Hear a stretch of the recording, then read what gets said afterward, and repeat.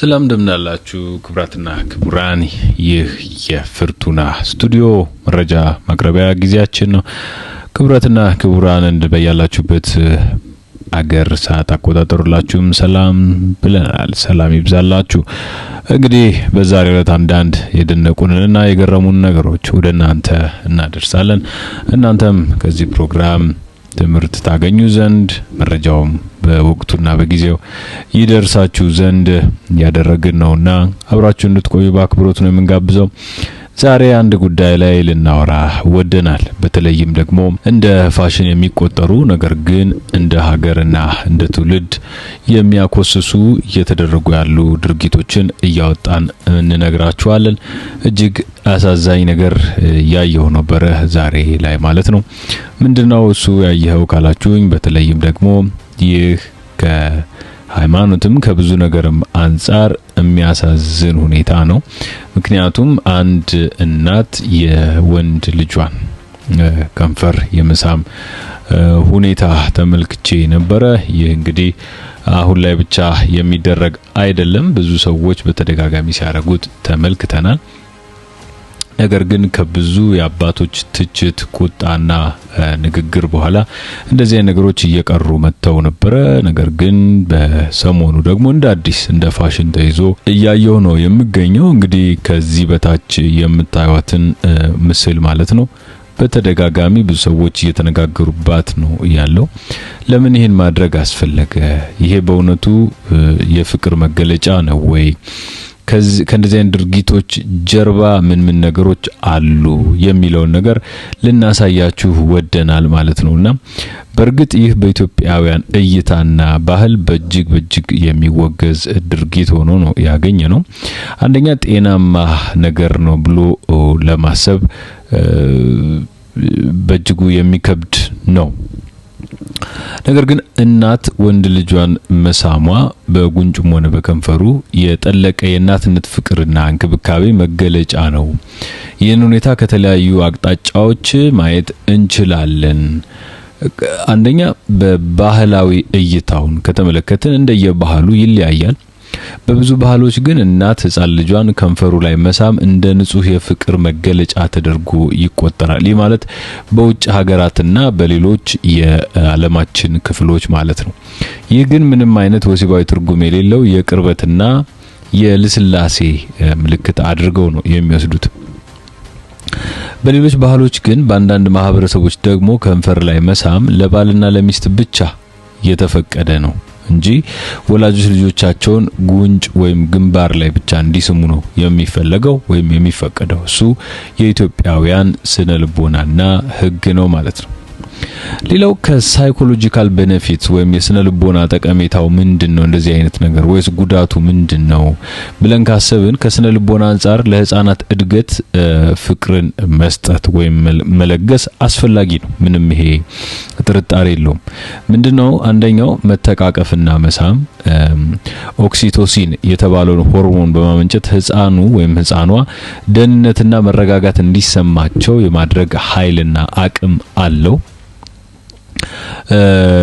ንጹህ ፍቅርን ማሳየት በተለይ ልጆችን መሳም መንከባከብ እጅግ የሚወደድና የሚፈለግ ነገር ነው። ስለዚህ ለህፃኑ ወይም ለህፃኗ መሳም ማለት ፍቅርና እንክብካቤ ማለት ነው፣ በህፃኑ አእምሮ ማለት ነው። ግን እንደዚህ አይነት ነገሮች ሲደረጉ ቦታን መለየት አስፈላጊ ነው ማለት ነው። ይህ ለምን እንደሆነ ወደፊት የምናሳያችሁ ይሆናል። እንደዚህ የምታደርጉ ወላጆች ካላችሁ ግን በእርግጠኝነት እነግራችኋለን የሴቷንም የወንዱንም ልጅ ስሜትና የወደፊት የተስተካከለ የአእምሮ ጤና እየጎዳችሁ እንደሆነ ልታቁ ይገባል። አንዳንዴ ህብረተሰቡ ወንድ ልጅ ጠንካራ ሆኖ ማደግ አለበት በሚል እምነት ከመጠን ያለፈ የውጫዊ ፍቅር መግለጫን ማለት ነው እንዳይሰጥ ያደርጋሉ። ይሄ ስህተት ነው።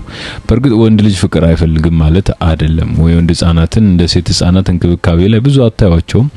እሱ ስህተት ነው። ያስፈልጋቸዋል። ወንዶችም ያስፈልጋቸዋል፣ ሴቶችም ያስፈልጋቸዋል። የኛ ጥያቄ የሚገለጥበት አኳኋንና መንገድ ትክክል ነው ወይ የሚለውን መገምገም ያስፈልጋል። ስለዚህ ወንድ ልጅም ልክ እንደ ሴት ልጆች ስሜታዊ ድጋፍና ፍቅር ይፈልጋል፣ መደረግ አለበት። በሕፃንነታቸው በቂ ፍቅር ያገኙ ወንድ ልጆች ወደፊት በራስ መተማመናቸው የዳበረና ስሜታቸውን መቆጣጠር የሚችሉ ሆነው እንዲያድጉ ይረዳቸዋልና ማለት ነው። ይህ እንግዲህ በብዙ ጥናቶች የተረጋገጠ ነው። ነገር ግን የወንድ ልጃችሁን ከንፈር የምትስሙ እናቶች የወደፊት ህይወታቸው ላይ እየቆመራችሁ እንደሆነ ልታውቁ ይገባል። እሱን ዘርዘር አድርጌ ያሳያችኋል። ሌላው እድሜ ሲጨምር ህፃናቶቹ እድሜ እየጨመሩ ሲሄዱ ነገሮች እየተቀያየሩ ይመጣሉ ማለት ነው። በህፃንነት ህፃኑ እስኪያድግ ድረስ መሳም ኖርማልና የተለመደ ሊሆን ይችላል። ነገር ግን ልጆች እያደጉ ሲሄዱ ወይም ከ4 እና 5 ዓመት በኋላ ብዙ ጊዜ አሳሳሙ ወደ ጉንጭ ወይም ግንባር እንዲቀይሩ ይናገራሉ። እንግዲህ የፈረንጆች ጥናት ነው። በዚህ እድሜ ልጆች የግል ድንበራቸውን ማወቅ ስለሚጀምሩ ማለት ነው። እንግዲህ እዚህ ጋር መመልከት እንደምትችሉት ከ4 ወይም ከ5 ዓመት በኋላ የሚቀየረው ለምንድን ነው? ሌላ ስሜት እያዳበሩ ስለሚመጡ ማለት ነው። እዚህ ላይ ነው እንግዲህ ብዙ ሰዎች የሚስቱት። ምን ችግር አለው ህፃን አይደል እንዴ? ምን ችግር አለው ህፃን አይደለች እንዴ ይባላል። አይደለም። ህፃናት ከማህፀን ጀምሮ ማዳመጥ፣ መስማትና ሴንስ ማድረግ የሚችሉ ናቸው። ዝም ብሎ ህፃን አይደል እንዴ ተውት አይባልም። ኢቭን በህፃናት ፊት ለፊት እያይናቸው እያየ እየሰማ የምናደርጋቸው ነገሮች በጠቅላላ ጥንቃቄ የሚሹና የሚፈልጉ ናቸው። ስለዚህ የተለመደ የፍቅር መግለጫ ነው ምናምን ብለን ልናልፈው የምንችለው አይደለም ማለት ነው። እና እንደዚህ አይነት ከልቸሮች ከየት ነው የመጡት? እንደዚህ አይነት ከልቸሮች በእርግጥ የኢትዮጵያ ናቸው ወይ? አይደሉም። ምንም ይሄ ጥርጥር የለውም። ስለዚህ ጥንቃቄን ማድረግ ይኖርባቸዋል ማለት ነው። ከልቸራሊ ሃይማኖታዊ ነው ሁሉም ነገር በዛ መንገድ የተገለጠ ነው ብለን መሄድም ባንፈልግም፣ ነገር ግን እንደዚህ አይነት ነገሮች ወደፊት ለሚኖራቸው ወደፊት ህፃናቱ ላይ ለሚኖረው ያምሮ መረጋጋት ያምሮ ጤና ጉዳት አላቸው። እንግዲህ ጉዳቱን ዘርዘር አድርጌ ከዚህ እንደሚከተለው ላሳያችሁ። ምንም እንኳን እናት ልጇን ከንፈር ላይ መሳሟ የፍቅር መገለጫ ነው ብለን ልናስብ እንችላለን፣ ግን የጤናና የማህበራዊ ጉዳቶች ደግሞ እንዳሉት አትዘንጉ ይላል። እንግዲህ አንድ ሌላ ያነበብኩት ጥናት ማለት ነው። ዋናዎቹ ጉዳዮች ልንገራቸው። አንደኛ የጤና አደጋ አለው። እሱ ምንድነው? የባክቴሪያና የቫይረስ ንክኪን ይፈጥራል። ይህ እንግዲህ ዋነኛውና በሕክምና ባለሙያዎች ጭምር የሚሰጥ ማስጠንቀቂያ ነው። ስለዚህ የአዋቂዎች አፍ በውስጡ ብዙ ባክቴሪያዎችን ይይዛል። ለምሳሌ እንደ ጥርስ መበስበስ ያሉ ልክ ይሄ ካቪቲስ የሚባሉት ማለት ነው። ስለዚህ የጥርስ መበስበስን የሚያመጡ ባክቴሪያዎች ወይም ስትሬፕቶኮከስ ይባላሉ።